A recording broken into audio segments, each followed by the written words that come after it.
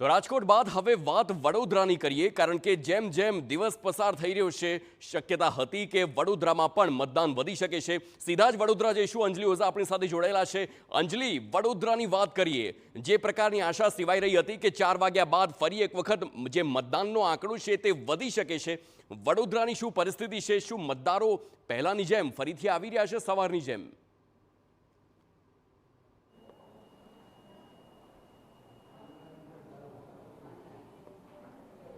જો આપને સીધા દ્રશ્યો બતાવવાનો પ્રયત્ન કરીશું કે જે રીતે વડોદરા શહેરમાં પણ વોર્ડ નંબર 15 એવો છે કે જ્યાં આગળ સૌથી વધુ મતદાન થયું છે। બપોરે 3 વાગ્યા સુધી 47.84% અંદાજિત મતદાન બપોરે 3 વાગ્યા સુધી વોર્ડ નંબર 15માં થયું છે।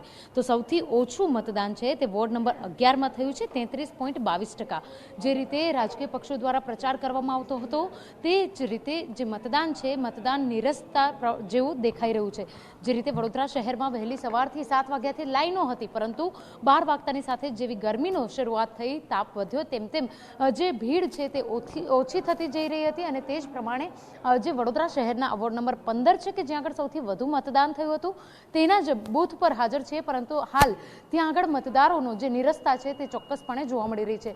કારણ કે જે પ્રકારે મતદાન થયું છે, સૌથી હાઈએસ્ટ મતદાન 47% જે વોર્ડ નંબર 15ના અલગ અલગ બૂથ પર થયું છે। ત્યારે વડોદરા શહેરમાં જો વાત કરીએ તો સમગ્ર મતદાનના દિવસ દરમિયાન જો ચર્ચામાં કોઈ વોર્ડ રહ્યો હોય તો તે વોર્ડ નંબર 14 છે કે જ્યાં આગળ 3 મતદાન મથક એટલે કે 3 બૂથ પર ભાજપ અને કોંગ્રેસના કાર્યકરો વચ્ચે ઉગ્ર બોલાચાલી થઈ અને તેઓની વચ્ચે જે બબાલ થઈ છે, જેના કારણે CISF પણ ગોઠવવી પડે તે પ્રકારની પરિસ્થિતિ ઊભી થઈ હતી। જે પ્રમાણે અન્ય બૂથની જો વાત કરીએ તો અન્ય મતદાન મથકો પર શાંતિપૂર્ણ રીતે જે મતદાન છે તે થઈ રહ્યું છે, પરંતુ વડોદરા શહેરમાં પણ મતદારોની જે નિરસતા છે તે જોવા મળી રહી છે અને તેના કારણે જ ભાજપ અને કોંગ્રેસના તમામ જે ઉમેદવારોના જે કાર્યકર્તાઓ છે તેઓ લોકો દ્વારા ગલીએ ગલીએ જઈ, તમામ સોસાયટીઓમાં જઈ અને લોકોને પૂછપરછ કરી રહ્યા છે કે તેઓ દ્વારા મતદાન કરવામાં આવ્યું છે કે નથી આવ્યું। જો ના મતદાન થયું હોય તો તેઓને મતદાન કેન્દ્ર સુધી પહોંચાડવા માટેની વ્યવસ્થા હજુ પણ કરવામાં આવી રહી છે।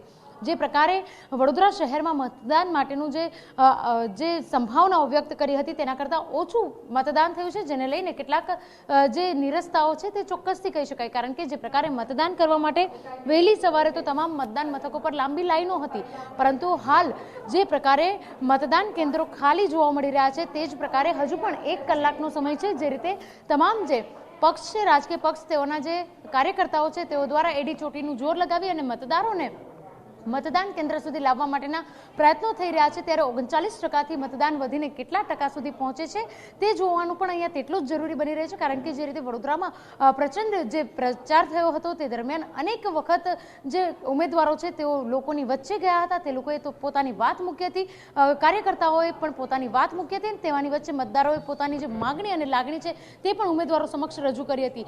તેવાની વચ્ચે આજે વડોદરા શહેરનું સમગ્ર જે મતદાન કહીએ તે 39.2% જેટલું મતદાન થયું છે, જેને લઈને ક્યાંક નિરસતા હોય તેવું સ્પષ્ટપણે જોવા મળી રહ્યું છે। પરંતુ આગામી 1 કલાક હજુ પણ બાકી છે, ત્યારે 1 કલાક દરમિયાન કેટલું મતદાન વધે છે તેના પર પણ સૌની નજર જોવા મળી રહી છે। આભાર અંજલિ, સમગ્ર માહિતી બદલ। તો આ એક સંયોગ જ કહી શકાય, કારણ કે રાજકોટ અને વડોદરા આ એ 2 શહેર કે જેના વોર્ડ નંબર 15માં હાલ પૂરતું વોર્ડ નંબર 15માં સૌથી વધારે મતદાન થયું હોય તે સામે આવ્યું છે।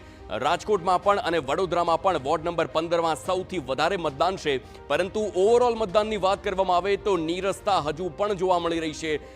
અંજલિ ઓઝા મારા સંવાદદાતા જે વોર્ડમાં હતા વડોદરામાં, ત્યાં પણ હજી જોવા મળ્યું કે લગભગ 5 વાગ્યા ઉપર સમય ગયો છે, પરંતુ તેમ છતાં જે તમામ જે બૂથ છે તે હજુ પણ ખાલી જોવા મળી રહ્યા છે।